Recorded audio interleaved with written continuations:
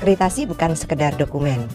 Ada 5 cara penilaian dalam akreditasi yang dikenal dengan RDOWS. R adalah regulasi, di mana surveyor akan melihat regulasi berupa SK, pedoman, panduan, dan SPO. D, dokumen bukti implementasi. Surveyor juga akan melihat. Kemudian O, observasi. Surveyor akan melakukan observasi. W, wawancara. Surveyor akan mewawancarai sobat sehat. Dan yang terakhir, S, simulasi. Surveyor akan meminta sobat sehat memperagakan atau mensimulasikan kegiatan atau proses pelayanan sesuai dengan regulasi yang disusun. Ini untuk membuktikan apakah sobat sehat itu sudah melakukan kerjakan yang ditulis dan tulis yang dikerjakan. Draft standar akreditasi Puskesmas revisi meliputi 5 bab, yaitu bab 1 KMP atau Kepemimpinan dan Manajemen Puskesmas. Bab 2 UKM, yaitu Upaya Kesehatan Masyarakat. Bab 3 UKP atau Upaya Kesehatan Perseorangan dan Laboratorium serta Kefarmasian. Bab 4 PPN atau Program Prioritas Nasional. Bab 5 PMP atau Peningkatan Mutu Puskesmas. Sekarang kita akan bahas apa saja standar dari masing-masing bab. Kita bahas dulu bab 1 Kepemimpinan dan Manajemen Puskesmas. Bab 1 terdiri dari 6 standar. Standar apa saja? Standar 1.1 Perencanaan Puskesmas. Standar 1.2 Tata Kelola Organisasi Puskesmas. Standar 1.3 Manajemen Sumber Daya Manusia. Standar 1.4 Manajemen Fasilitas dan Keselamatan atau MFK. Standar 1.5 Pengawasan, Pengendalian, Penilaian Kinerja. Standar 1.6 Peran Dinas Kesehatan Kabupaten Kota.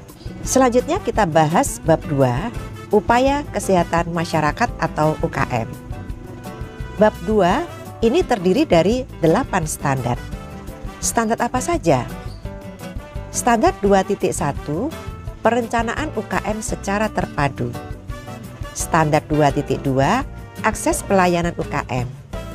Standar 2.3 Pergerakan dan pelaksanaan pelayanan UKM dikoordinasikan lintas program dan lintas sektor. Standar 2.4 Pelayanan UKM dengan metode pembinaan secara berjenjang. Standar 2.5 Pelayanan UKM diperkuat dengan PIS-PK. Standar 2.6 Penyelenggaraan UKM esensial. Standar 2.7 Penyelenggaraan UKM pengembangan.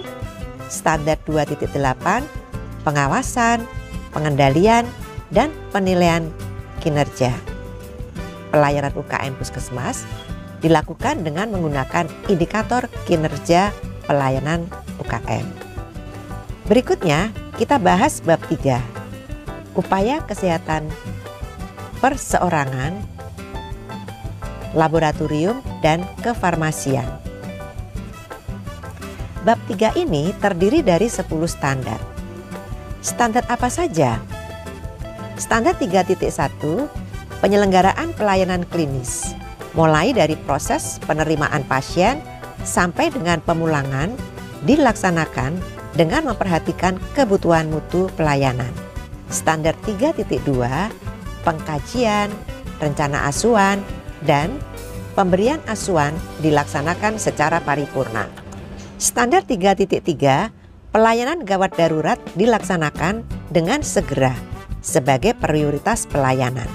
Standar 3.4 Pelayanan anestesi lokal dan tindakan di puskesmas dilaksanakan sesuai standar. Standar 3.5 Terapi gizi dilakukan sesuai dengan kebutuhan pasien dan ketentuan peraturan perundang-undangan. Standar 3.6 Pemulangan dan tindak lanjut pasien dilakukan sesuai dengan prosedur yang ditetapkan. Standar 3.7 Rujukan. Standar 3.8 Penyelenggaraan rekam medis.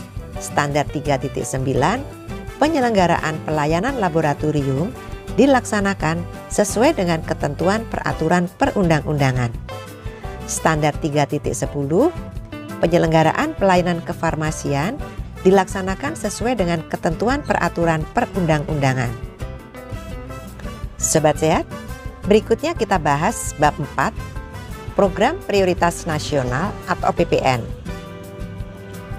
Bab 4 ini terdiri dari 5 standar. Standar apa saja ya?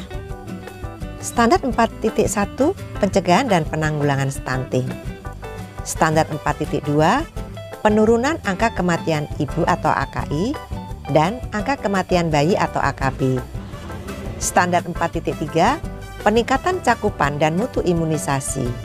Standar 4.4, program penanggulangan tuberkulosis. Standar 4.5, pengendalian penyakit tidak menular dan faktor risikonya.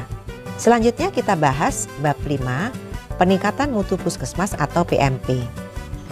Bab 5 ini terdiri dari 5 standar. Standar apa saja ya? Standar 5.1, program peningkatan mutu, termasuk pengukuran indikator mutu.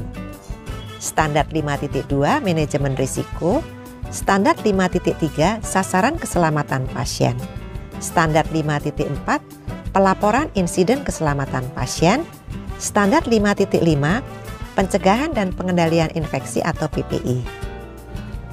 Sobat Sehat, silakan selanjutnya melihat secara lebih rinci pada draft lampiran 1 Permenkes RI yang belum ada nomornya ya karena memang belum dikeluarkan, tentang standar dan instrumen akreditasi puskesmas edisi kedua versi tahun 2021.